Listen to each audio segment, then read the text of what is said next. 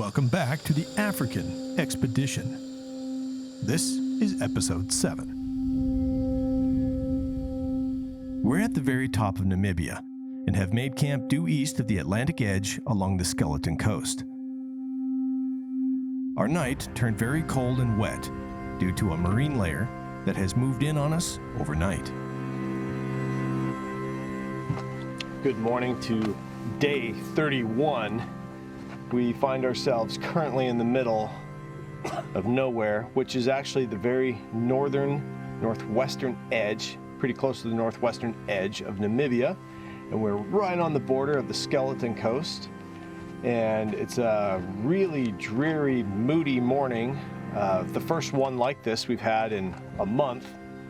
And if you look out, you can see all the fog layer coming in off the Atlantic.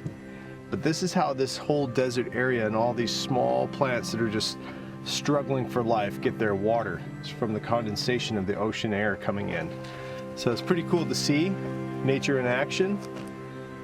And it's building tons of condensation, like all of our trucks are wet this morning, just soaking wet. I haven't seen them look like this in a month as well. Today we're going to be departing here. We got to make some more ground to get down to a very special guest that we need to pick up in Windhoek, which is like 8 billion miles away from here right now. And so this morning we're packing up fast. We're trying to get out of here in 45 minutes and get moving so that we can enjoy what we can see today.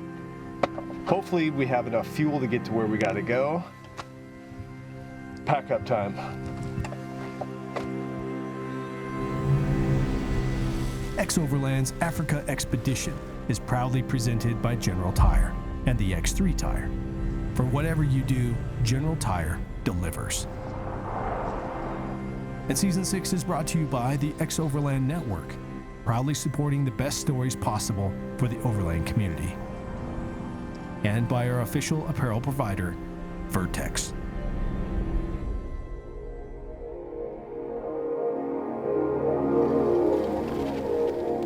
We desperately need to get on the road, but our slow leak on the rear driver's side tire on the Sequoia is not holding air. Didn't hold up the way I thought it would. Oh. I was hopeful. I think it's just cold. The battery in Sequoia is getting taxed pretty heavily with the boys living out of the rig at night, especially with lights being required late after it gets dark. Can you start the car? Start it? Yeah. Doesn't sound very happy. The dual battery system is in the future and is already on the list. There we go, that's better. Okay, there we go.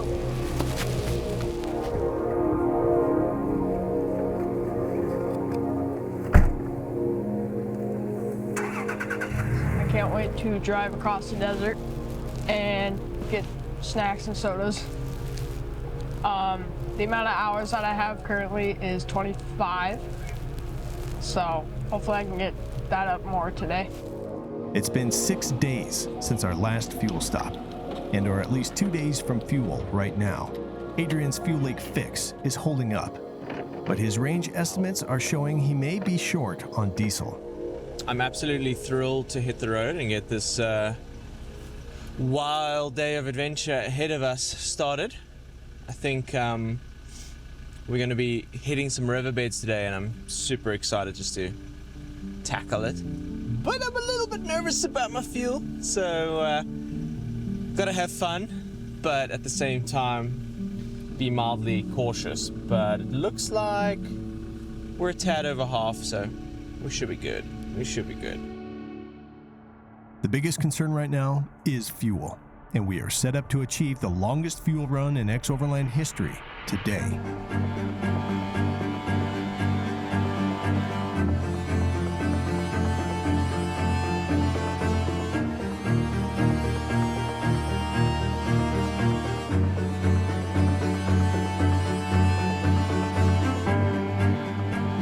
Kind of nice to wake up to a cozy, kind of cold climate.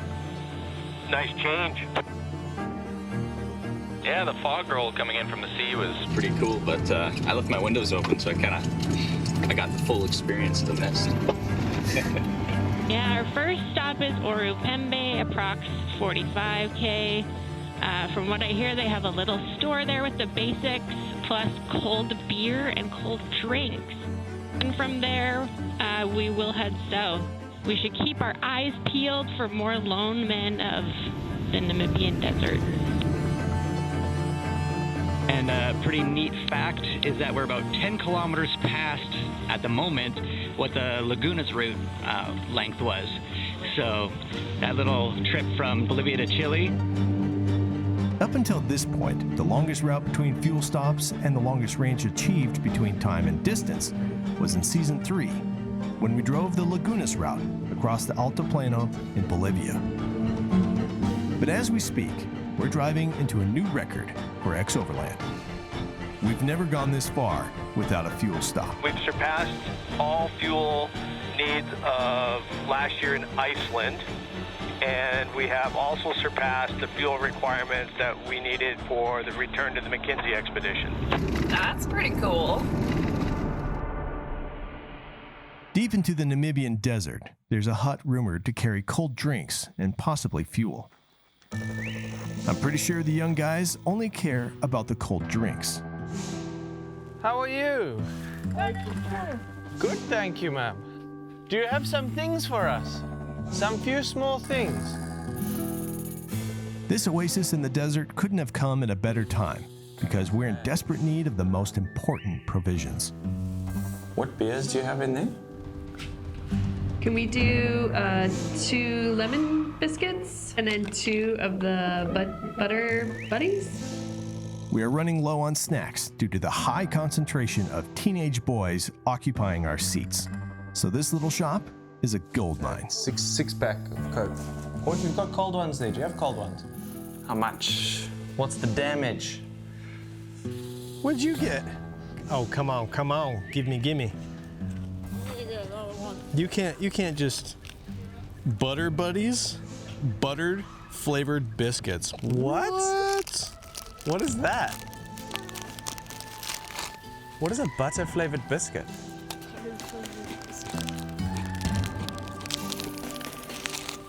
Can I try one of those? Yeah. It's very Never heard of it in my life. Oh, it smells like butter. Drinks, check. Food, check. But diesel is a bust. It's kind of like movie popcorn in a biscuit. What? Exactly that. That doesn't look good. Our flat tire glue repair from yesterday is not working. Tire failures are the #1 issue to overlanders generally. And Africa is notoriously hard on tires. It's a super slow leak. So this presents a great teaching opportunity for the boys. I am. The masked man. I would like to repair this tire rather than swap it for the spare. This tire is already well used, and a well-placed plug will keep this tire in play. Okay. Have you ever plugged a tire before? No. Do you know what a tire plug does? Plugs the tire. You got it. You're gonna need some tools, because it's about to go really flat. All right, so open up your kit. You're gonna find a couple tools in there. You're gonna find a reamer and plugs. Okay, those are emergency valves. Looks like this. Safety seal. Okay. Vulcanizing. That is awesome. Okay. Then you got a plug. This is what you'll use to insert the plug. And here's your reamer. That is all you need to fix this tire right now. So what you're gonna do is you're gonna find that leak. Right there. Okay? Okay. Find it for real.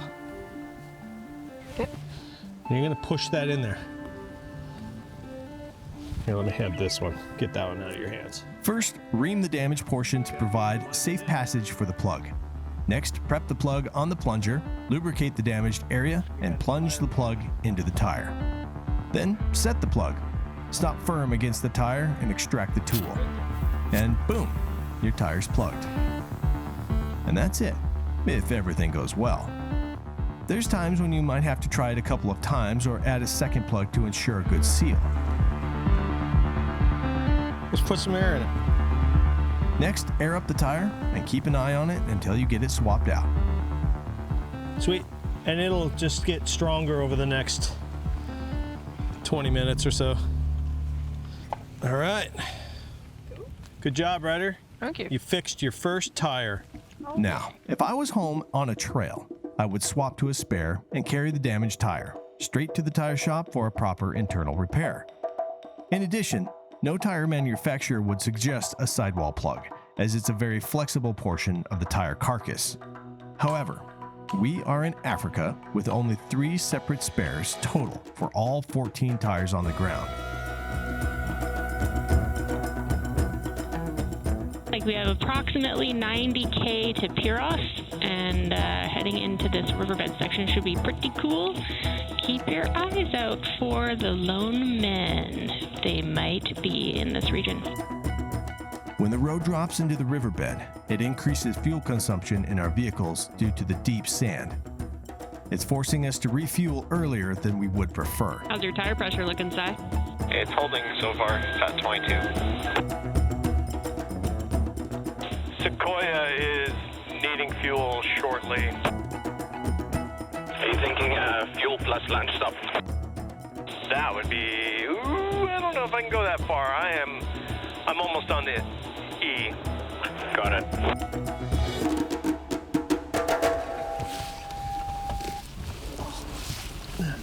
Gotta stretch. Oh, I should probably help out. We have depleted the main fuel trailer tank enough to accept our spare tire tanks.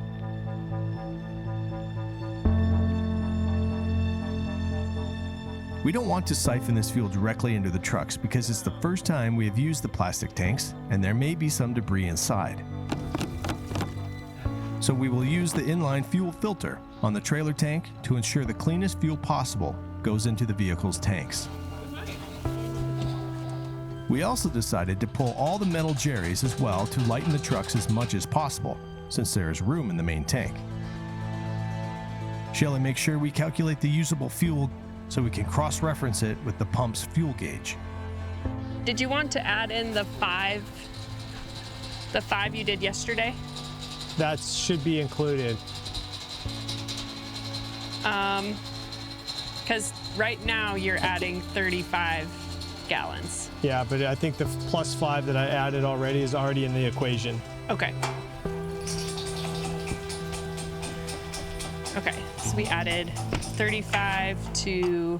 So we just take minus 35 off the total tank or total volume that we're carrying.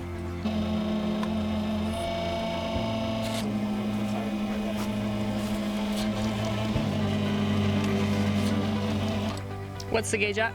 It's not 46.5. Although our fuel strategy appears to be working, we're constantly checking the math of distance, time, and fuel. And these fuel stops and tire fixes are taking far more time than we anticipated. Around here. Okay. There's the town we were just in. And then we push on down here. You know, staying in this dry riverbed for quite some time. Wow. So, I've heard the good fuel for sure, supposedly, is in Palmbag Okay. here. So we still have over 300 Ks to go. Okay, 300 Ks. Good fuel. 300 Ks divided by 62.62. It's like 180 That's miles. the max fuel range of 190 these miles. trucks right now in four-wheel drive. Yep. Whoa! We're We'll make still not out of the woods, are we? Are we out of the woods yet? No, not out of the woods. Are we in the clear yet? Somewhere in here, Clear. we'll get fuel. Somewhere in the blank space, we'll find it. All right, mode eco. Mode eco. Conserve all fuel. Okay, here we go.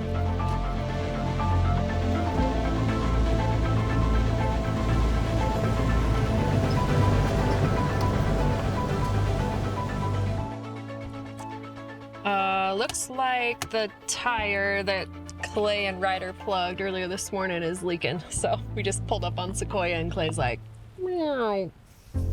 Oh, my poor Benchmade. I care more about the Benchmade than I do right now. About your tire? About my tire.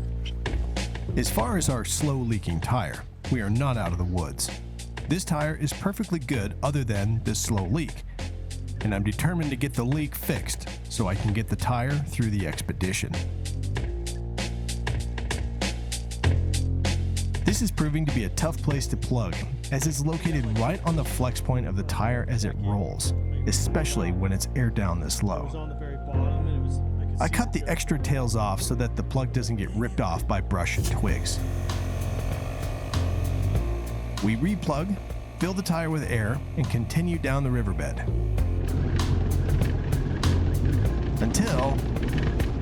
Oh, hey there. I actually think it might be holding.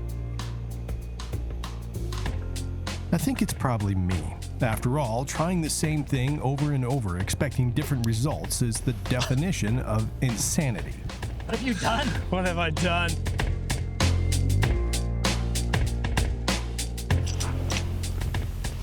Yeah. I have put a bajillion plugs into this thing, and something just isn't adding up. Literally almost better without them in there.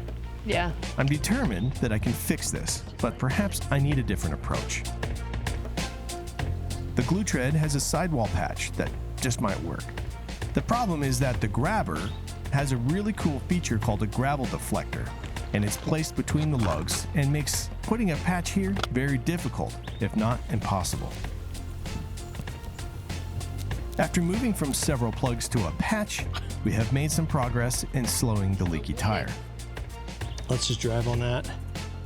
Finally, we push on, but I am not prepared for the next sight on this wing of our adventure.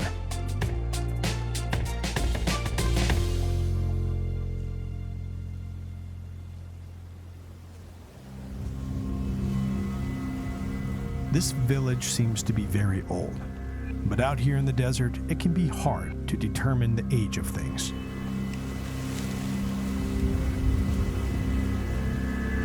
The Himba tribes are known to roam this area, and now and then, abandoned villages haunt the landscape. We personally don't know why they abandon these areas. It could be due to lack of food or water, or perhaps it's seasonal as they move from place to place.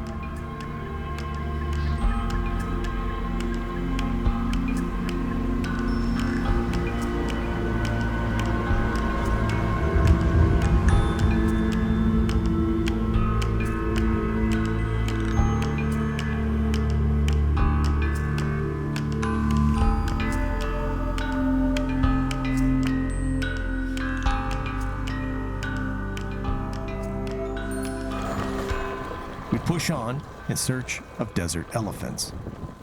Once we drive our convoy through this craggy valley trail, we enter the Piros Elephant Conservancy. After the grueling effort of fighting our deflating tire, our spirits are high and our eyes are peeled to witness some elephants in their natural environment. This is such a uniquely beautiful valley. Yeah, it feels cozy in here because everything else has been so huge. The landscape's been so wide. Thankfully, we do come across elephants.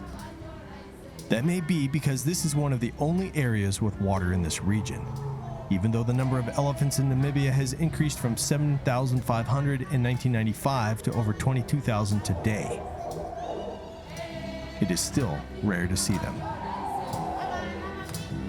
Namibia is the only country besides Mali that supports desert elephants, which are adapted to drought and can dig for water in dry riverbeds. The elephants are obviously heading towards their night's camp, and so are we.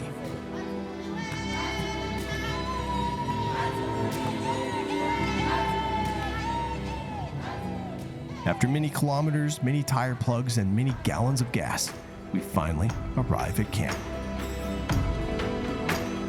Okie dokie. We are in campsites 1 and 2, and he is dropping the wood off at our camp. Okay, here's our campsite, however we want to spread out. This is pretty.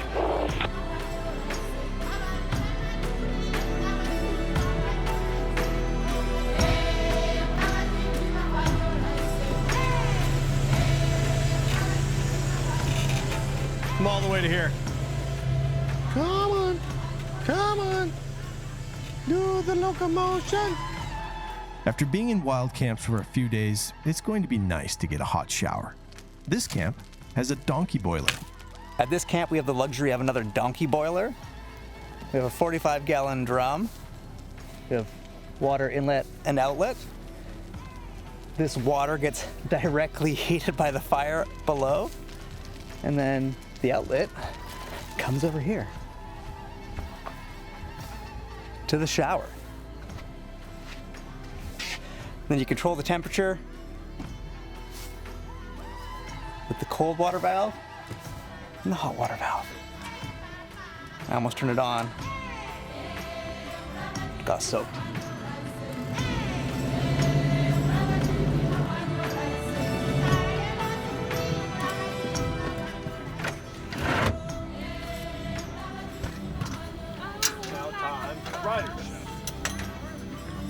The vibe in camp is awesome. The whole crew really seems to be soaking up the evening. All right. We are doing some chicken curry and rice tonight. It's been a very long day. We've covered a lot of miles and a lot of off-road miles. Yeah. Everybody's starving because while our fuel is good, our food is starting to run out just a little bit. I can't help but reflect on days like this. Days where you're faced with setbacks and challenges, like a tire that just won't hold a plug. But then come around a corner and see some of the last remaining elephants in the region, or find a hut selling buttered flavored cookies. And it gives you what you need to settle into the rhythm.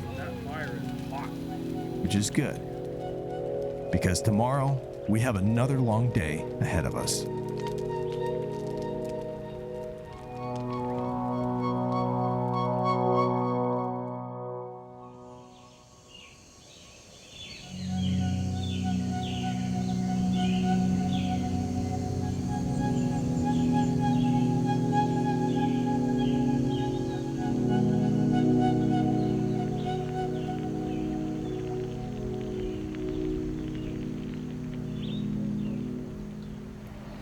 Well, we woke up to a very unique place in the world. Look at how spectacular this place is. That's my word of the trip, is spectacular. I've never been anywhere like this. It has hints of Baja areas, it has hints of Bolivia, but it's very, very uniquely Africa as well. So just incredible, but we're moving out of this area today. We're trying to make our way out. Getting fuel is our biggest priority, while we still explore and see as much of the area as we can on our way towards ultimately saying goodbye to Adrian and having to make our way towards a town called Windhoek, which is the capital of Namibia. And that's a long ways from here, like a long ways. Africa has surprised me in its scale. We knew it was big, but then as you start driving across it, you realize how big it is because the roads are so bad. So what you think you can drive in a normal day in the US, even back roads, this is like half. So it just takes a long time to move across the countries. And yeah, so getting down to Windhoek is gonna be an expedition inside itself. And we've got one tire that's giving us fits. I did work on it last night and I got it to stop leaking. And I learned a trick, which I'll show you later today, I suppose, if I have to fix it again. But for right now, it's holding. So we're trying to hit Sesfontein first. It's 102 maybe kilometers from here. Okay. I think the roads will be fairly decent. We won't be in a riverbed today, so we can probably make some miles. So that'll be our first goal, and we'll see from there.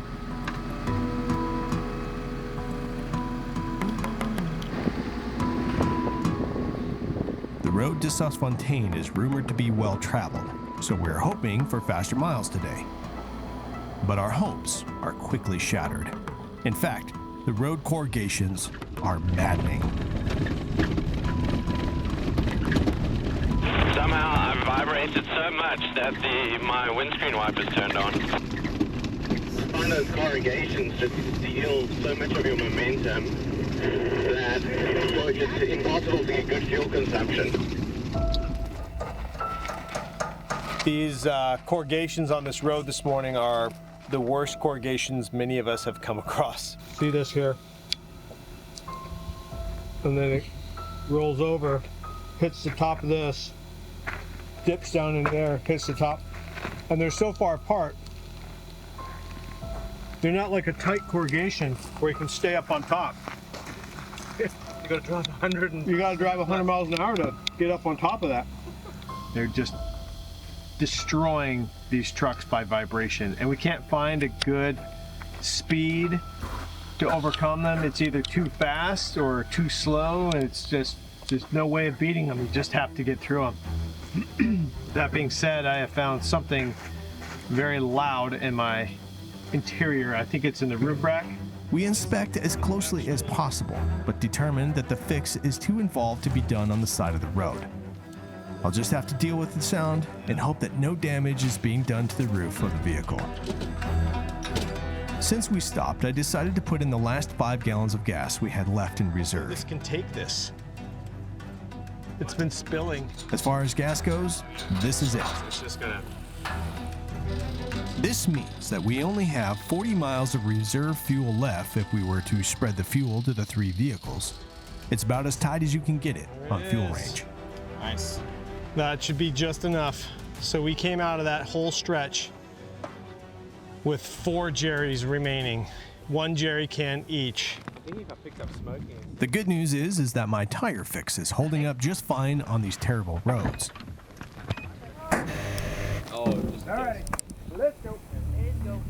I got the stop right now. But I'm still concerned about what I'm hearing from the roof rack. Inside the car, it sounds like the roof is imploding. It's good that there's a lot of great things to look at while out in the desert. It helps you keep your mind off it. Are we stopping your Ash? A lone man of Namibia, but I haven't told anybody. So I want to see how long it takes before they notice. We found the man. Oh, I can see what Ashley's having it stop for. Okay, copy. Got eyes on you. I thought that was a monkey. That is cool.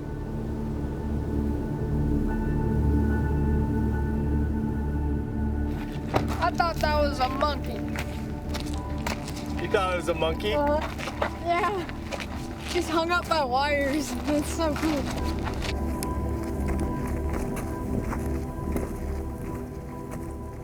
This is the 6th lone man we have found on the trip, and one of 37 known in this massive desert. Sadly, it'll probably be our last as we are moving out of the Lost Men's territory. So the fuel light's been on for a bit. Range is 26 kilometers to go, and we've got 16 to go. So it's I think if I wasn't so pedantic about switching the car off every time we stop to film or do something, I think it should be very, very close.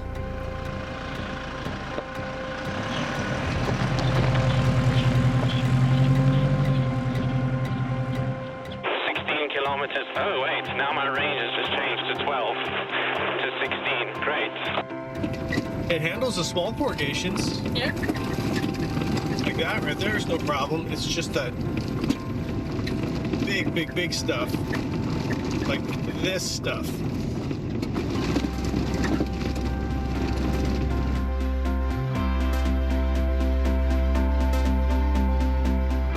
What I love about long distance travel is the game of it all. Oh, I see pumps.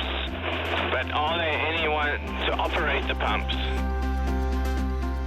This is the conclusion for our main fuel worry, which is Adrian. But this fuel pump only has diesel. So Adrian gets taken care of but we will still have to hunt for gasoline. Maybe just speak to upper management. Okay, there's diesel. There is some diesel, which is great. And they can help us. So that was perfectly planned. Had exactly enough diesel to get right to this point right here.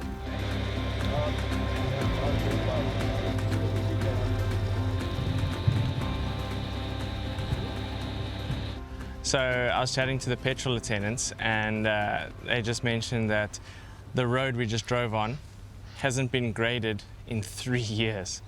So they said they laughed. I said, does it get graded every year? They laughed. They said maybe if they're lucky, once every 3 years. And because it's been quite dry for the past couple of years, there's been no rain, and therefore in the government's mind, no necessity to grade the road. I think we all strongly disagree. Only 100 and what is it, 60? 110 kilometers to go. Hopefully today, please.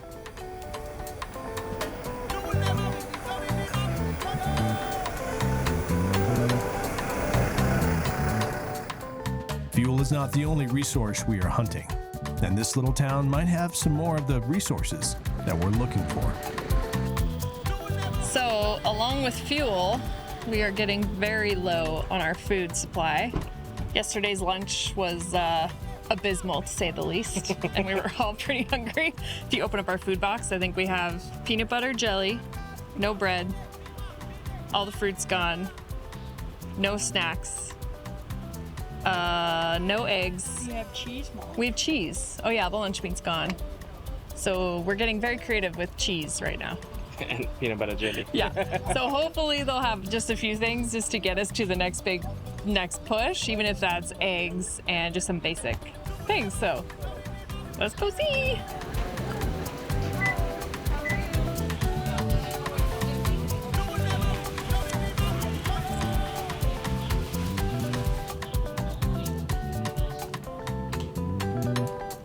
All right, so we found essentials: milk, Coke, cookies.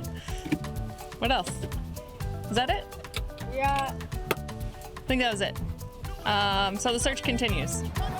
You run out of food. Our water is like more than halfway gone.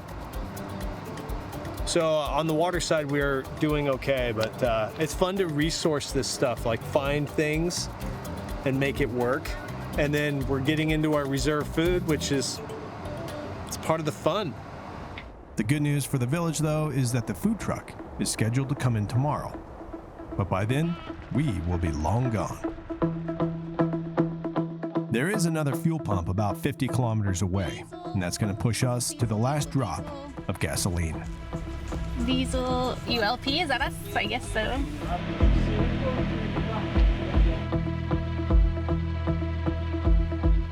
So we have made it to Palmwag fuel station. This is the farthest we can go and is at the very end of our fuel capacity, which is a first for us. XOVERLAND, this kind of feels like a summit in a way that we've accomplished this. So we did have a little bit more fuel left, 20 gallons total between 3 trucks, but 842 is what was on the GPS just now.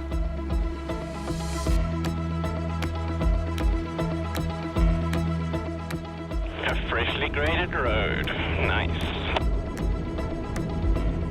Okay, we have around 7 Ks to go. Hopefully the inn has room for us. This campsite marks the final night we have with our friend Adrian. We should just pick a campsite, yeah. What a remarkable trip it has been with him.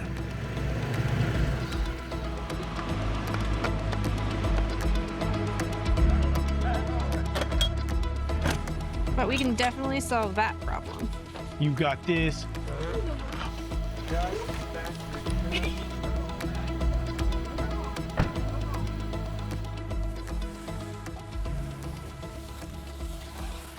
I broke my tent today. Luckily, I only have 3 more weeks left. I'm booking into Airbnb. I've gotten to just help the EXO team see a side of traveling in Southern Africa that, maybe they didn't expect was here. I hope that I could have, could teach them a few little local things, some little traditions that we do, and, a few little delicacies here and there. And I think I've imparted some good things on them, and the rest of their travels without me I think they're going to be all right. And I think they're going to maintain the chias, and they're going to keep some of the traditions going, and I'm really excited to see where their adventure continues to. And I'm really excited to start my next chapter of my adventure too.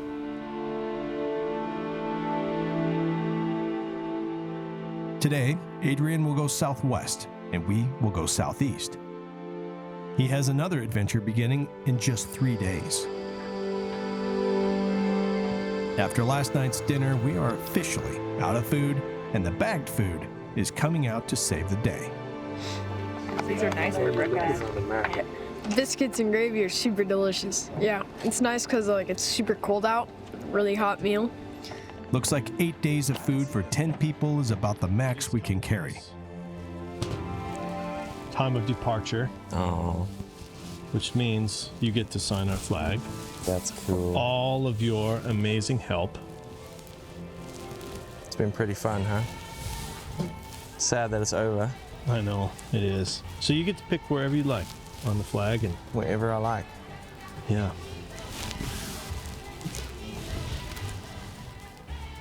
As long as it's just, right in here. As long as it's smack bang in the middle.